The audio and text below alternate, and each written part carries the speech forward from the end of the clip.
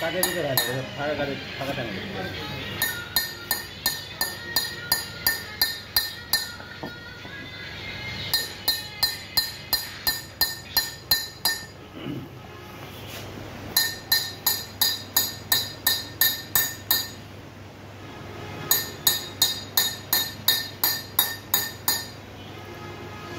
বন্ধুরা দেখতে পাচ্ছেন না যে বালার উপর সূক্ষ্মভাবে সুন্দর করে আমার মামা অনেক সুন্দর করে নকশা করছে।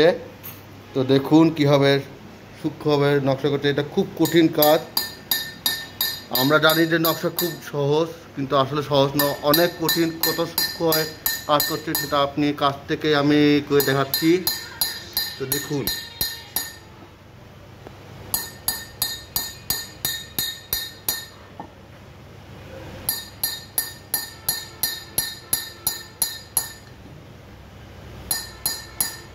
মামা, এটা কি বন্সের উপরে নাকি সলিড?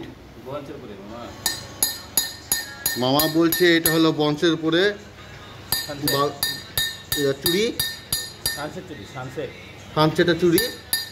তো দেখুন কত সূক্ষ্ম, কত সুন্দর করে নকশা করছে।